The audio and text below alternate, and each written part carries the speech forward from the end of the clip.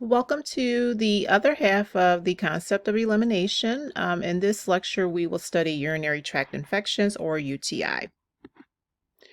So, urinary tract infections, we know that these are some type of bacterial infection. And so it can be what we call an upper UTI, which involves the kidneys, pyelonephritis, or it could be the lower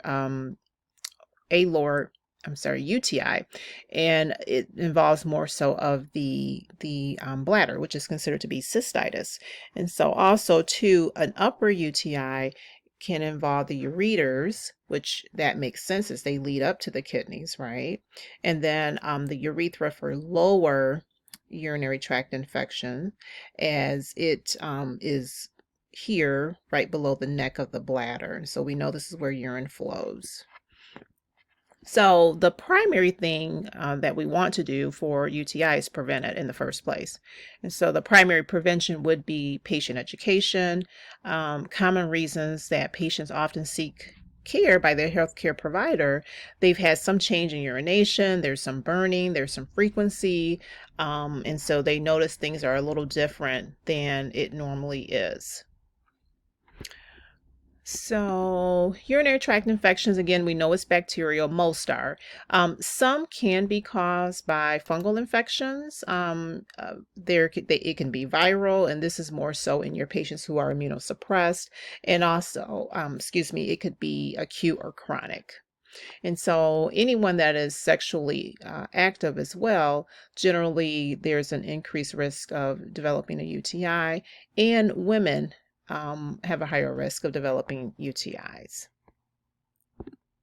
So risk factors, when we look at the risk factors, we can see the list is a little longer than the male patients.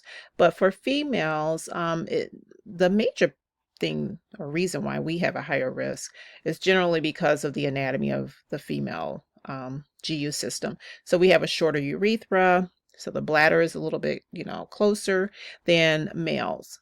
And so again, anyone that is sexually active has a high risk. Some of the birth controls that patients use or females use can cause or increase the risk of UTI, such as spermicidals and diaphragms. And so there can also be a lack of normal protective mucosal enzymes. This is a reason why they often will tell women not to douche.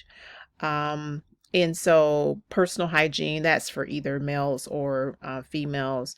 And then not holding your urine. So going to the restroom on a regular basis. So you and I do this all the time because you're busy at work, you're busy with patients.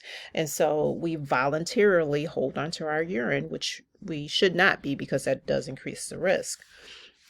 Moms, when they have babies in their second trimester of pregnancy, generally have a higher risk, and this is from the diaphragm being pushed up.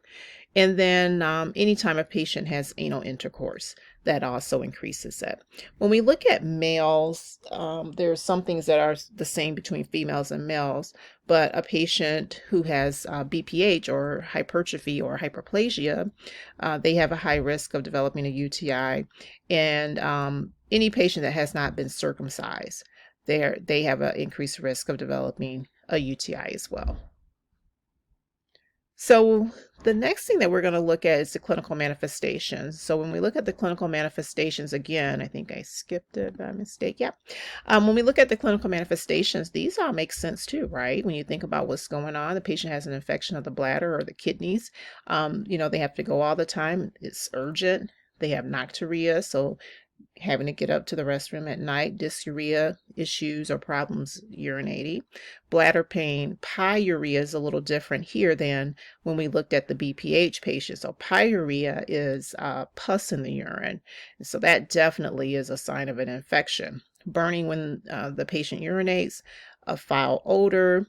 That would make sense because of the infection. Not feeling well. So just like when we become ill, you get a cold or flu type symptoms, you just don't feel well. So the same thing.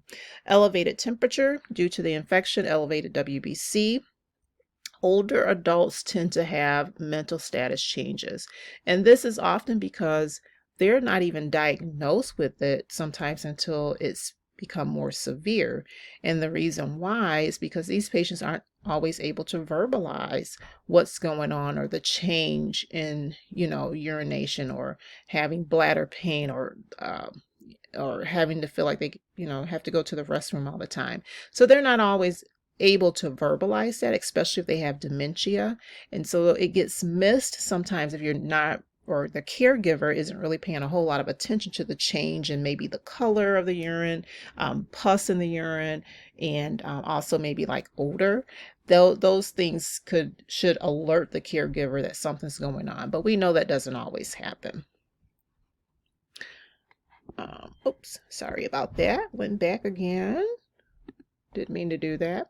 All right, so diagnostic testing. So oftentimes these patients, some of the diagnostic tests that they may perform, again, as we talked about with BPH urinalysis, they're assessing bacteria in the blood count, urine, CNS, or culture insensitivity. This is where they look to see what type of infection does this patient have? What's the infecting organ? How do we treat it? What type of antibiotic? Nitrate dipsticks, this is a rapid test. It turns color if the bacteria is present. This one is done oftentimes in like your urgent care settings in ER. WBC with differential. They may choose to do some advanced testing, especially if the patient has recurrent infections. So some additional testing does include IVP, intravenous pyelography, voiding, urethrophy, cystoscopy, manual pelvic or prostate examination, renal and bladder ultrasound, and then DMS. DMS detects renal scarring. And so these are more advanced diagnostic tests, not so much for you and I, but it's in the chart, and you may find the results for your patient, and it gives the clinician information about what's going on. So looking at the physical assessment or cues, when we think about the patient who has UTI, we want to assess the patient for fever, for chills, for flank pain, assess pain or burning with urination or on urination, ask about the pattern, assess for bladder spasms, assess color of the urine. Is it cloudy? We know that indicates UTI. Again, if the patient is sexually active, if they're pregnant, or if they take certain birth controls. Ask about clinical manifestations. What do you have dysuria, or issues urinating or difficulty urinating? Nocturia, are you experiencing pyuria, frequency, urgency? Ask about their health history. Have they had any symptoms of UTIs previously?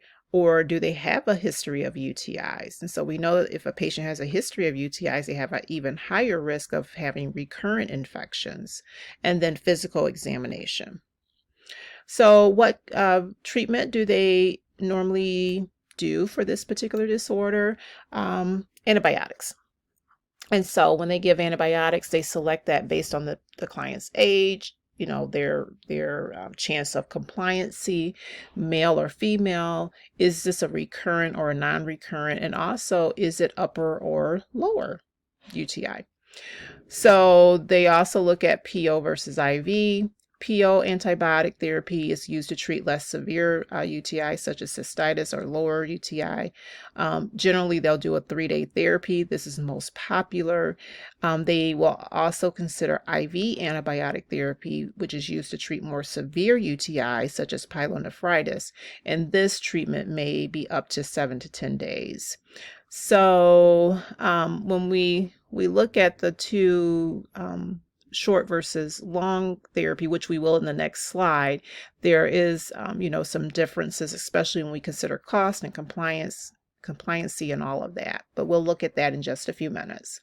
The clinician must also consider the patient's sensitivity to whatever treatment or antibiotic they plan to give.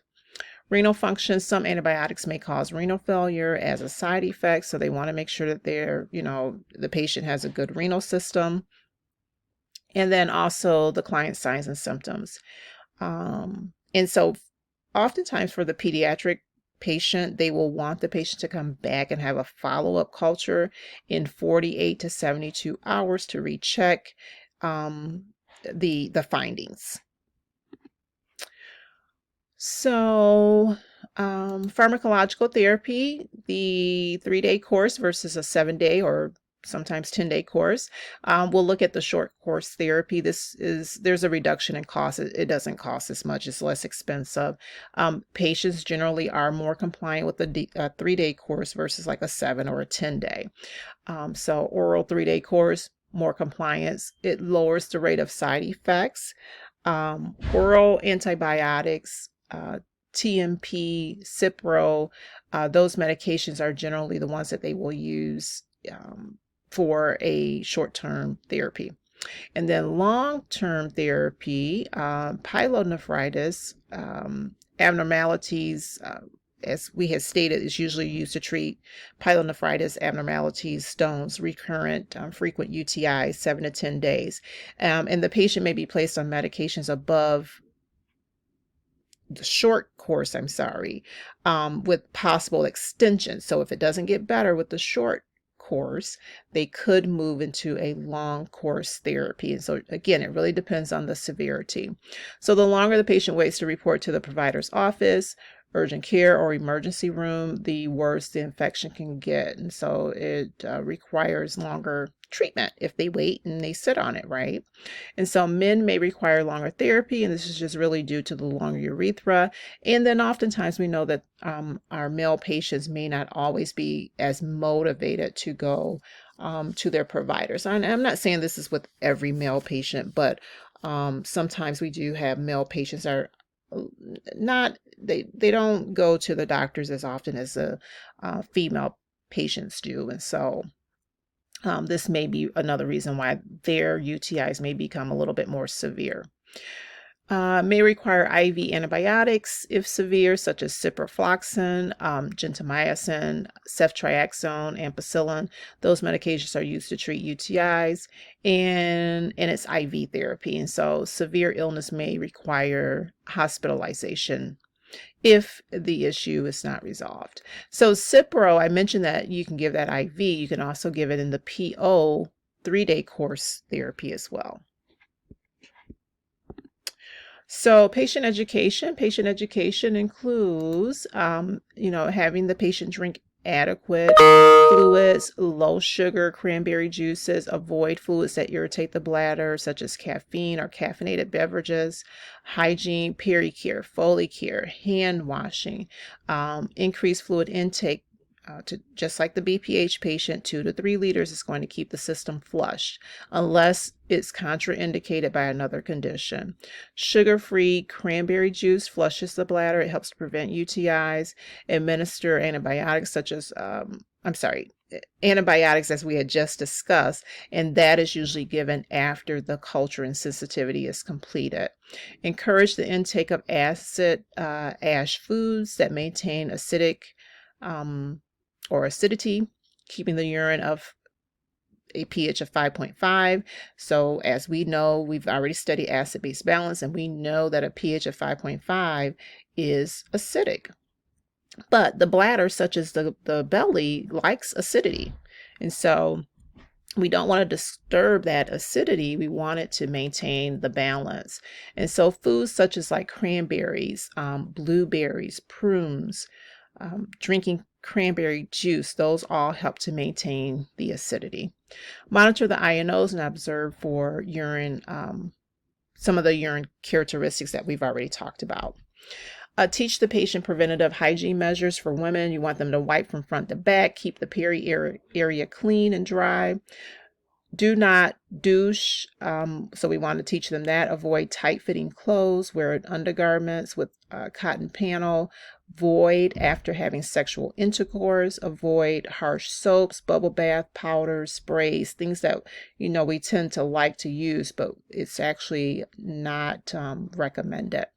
Teach the client the proper way to collect a urine specimen to prevent contamination if they're going to be doing one at home. Sometimes they will have the patient follow up at home, and also too, like in the doctor's office or in urgent care, if the patient's doing a urine specimen, they just need to be taught how to do it correctly so it doesn't give them a false positive.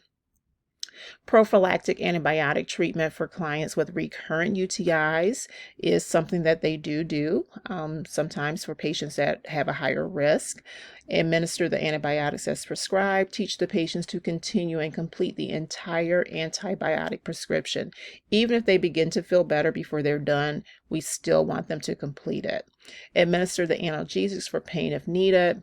Urinary catheter insertion, as if it's needed, but generally they try to avoid that more so. But if you're going to be putting one in, ensure that it's done under sterile technique. And then drinking adequate fluids to increase urination and flush the bacteria out, which we just talked about. So encouraging the patient to drink 2 to 3 liters a day. Okay. And as we talked about in BPH, you want to make sure that they avoid things that irritate the bladder, such as sweeteners, carbonated drinks, alcohol, and so on. So let's look at CAUTI. CAUTI is a catheter-associated urinary tract infection. So this is when a patient develops a urinary tract infection. It's related to catheter insertion. And so it has been 48 hours. Basically, the patient had a catheter placed. It's been 48 hours. And then, bam, the patient develops a UTI. What the number one thing that we could do to prevent this from happening is not to insert the catheter at all. So just don't insert it unless you absolutely have to. So there needs to be some type of indication to insert the catheter. And so those indications would include, like, they want to monitor the patient's INOs, so strict INO, neurological diagnoses that may prevent the control of urine outflow. Such as maybe MS or something, skin breakdown, skin injury, which is maybe close to the peri area and it's irritating the wound. If the patient is incontinent of urine, then that might be an indication as well. Pre-surgery, usually those catheters are coming out as soon as possible. As soon as the patient wakes up, that catheter is coming out if they can urinate on their own. Meticulous care of the catheter is paramount when we think about, preventing a CAUTI, and it's going to prevent those infections. Treat with antibiotics post-diagnoses. So meticulous care, when we talk about meticulous care, we're talking about maintaining sterile technique when the catheter is placed, positioning the Foley bag below the bladder, doing peri-care on a routine basis, at least once a shift, and more often as needed. Clean from the insertion site down. So where it's inserted at, you want to clean from the insert down the catheter. And do not open the system, meaning if you need to change the bag out, you don't want to break the system or disconnect the actual catheter from the tubing that goes down to the bag. That would be opening the system. We want to keep it closed. So if for some reason you needed to change the bag over, what they recommend is that you actually insert a whole new catheter. And so it may sound like you could put your patient at a higher risk of developing a UTI because of the new insertion. But if you maintain sterility, no, that's not the case. Opening the system will allow bacteria to get in more so than if we put in a new catheter under sterility. Use stat locks, and this is going to help prevent the movement of the tube while it's inserted. Do not hang the bladder bag or the Foley bag on the side rails. Hang the bags on lower bed frames.